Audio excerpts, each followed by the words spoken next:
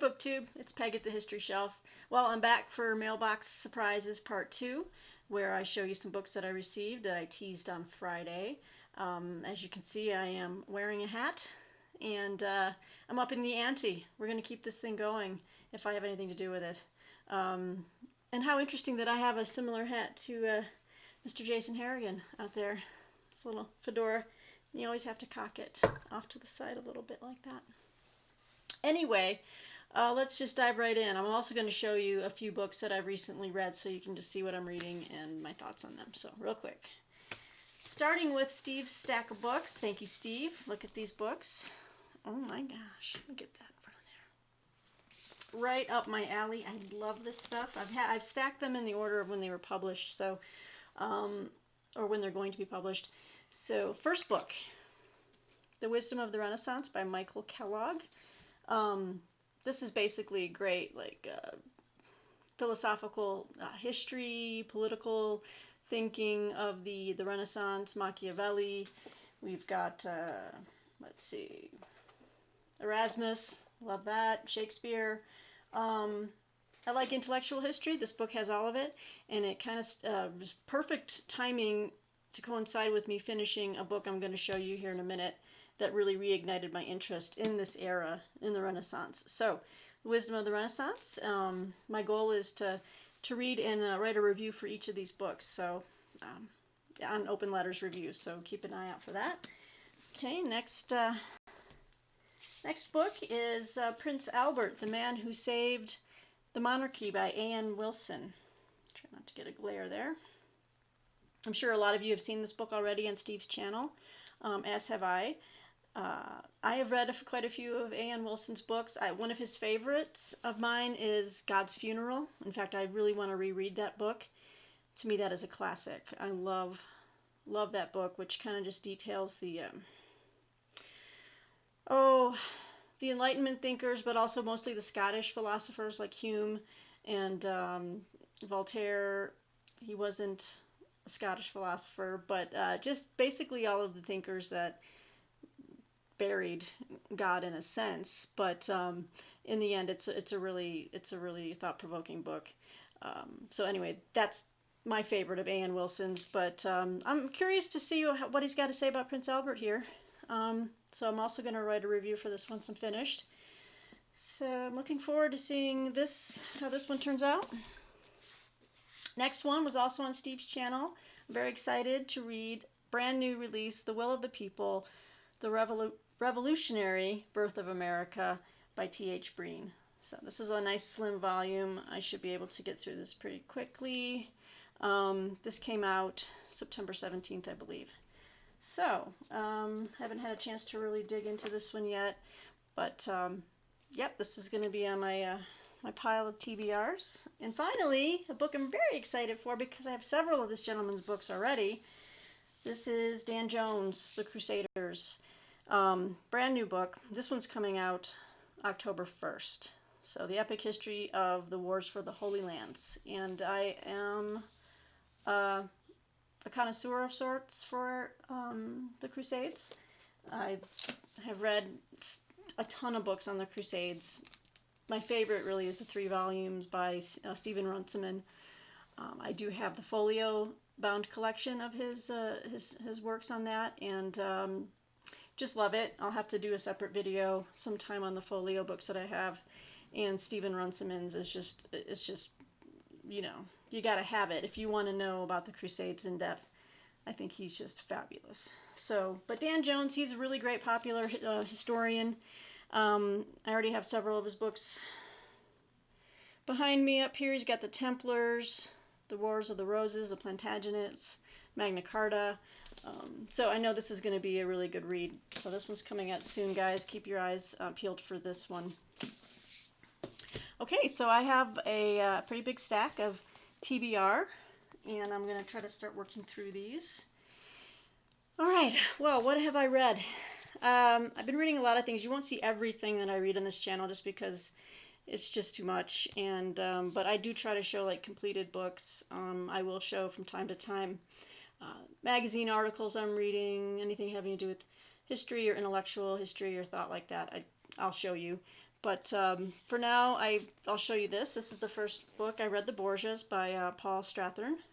This is Power and Depravity in Renaissance Italy, and I wrote a review for that on Open Letters Review as well. I really enjoyed this book. Of course, I've heard of the Borgias. I've read ancillary items about them, but this one really was a good primer for anyone wanting to really get a sense of the intrigue, just the manipulation, the machinations of papal Rome at the time. It was just crazy. I mean, I think things are bad now. I guess they were pretty bad then too. So, but this was a really good book. Excuse me. Caesar Borgia, Lucretia, Rodrigo, they're all in here. It's not sensationalized. It doesn't dabble in speculation very much. I think the author was very level about it, very straightforward about this is what they might have done, but there's not a lot of evidence. So draw your own conclusions, but maybe don't think about it too much as far as the poisonings, the incest, all this go. So, but it's a good entry into the field, and it made me want to read more about Renaissance Italy, particularly the Medicis, Machiavelli, and I do have Machiavelli upstairs, and I also have his discourses on Livy, which I want to start digging into. I just gotta make time for all these books that I really want to start reading. But anyway, I read this one in the last month or so. Okay, next book.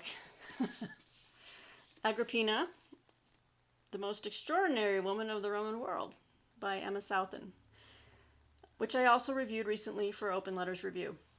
Now, I was more even and I don't say fair. I think I'm always fair, but this is my YouTube channel, and these are my personal opinions, so I feel like I can say here how I really feel about this on a subjective level. This is not real history. It's a very slim volume. I call this Riot Girl history. There were so many F words in this book and popular cultural references that, unless you were just on the tip of the zeitgeist of everything on, the Comedy Channel or who knows, you won't get her references. And I said in my review that I think this is obviously she's very passionate about Agra Pina, and that's great. But this is more of her own personal homage to Agra Pina as opposed to a very scholarly work.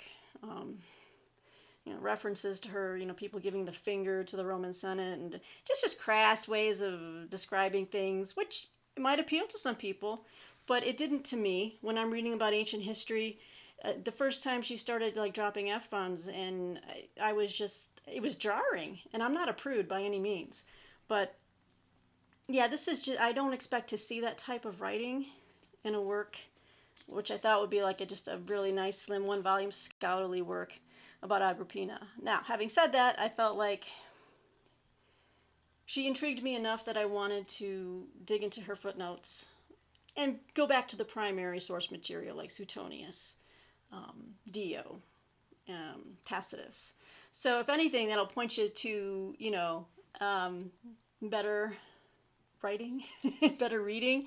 But anyway, I didn't really enjoy this, but hey, they can't all be winners. So I was happy for the opportunity to read and review it, though. So thank you.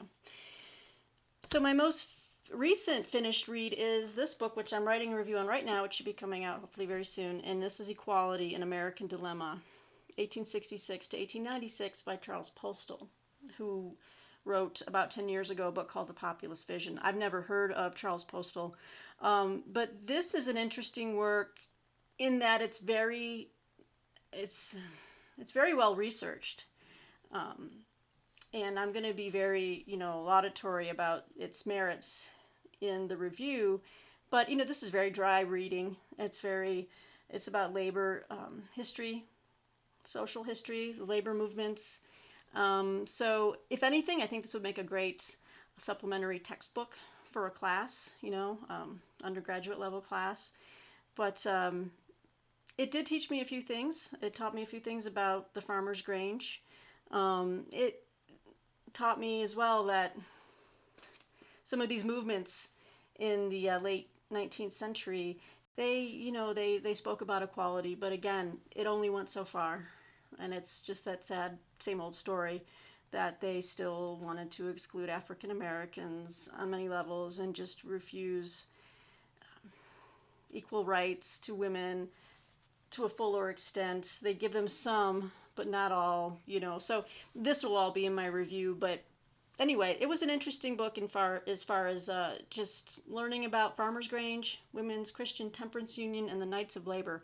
Those are the three organizations he really focuses on here, to weave a larger narrative about reform movements post Civil War.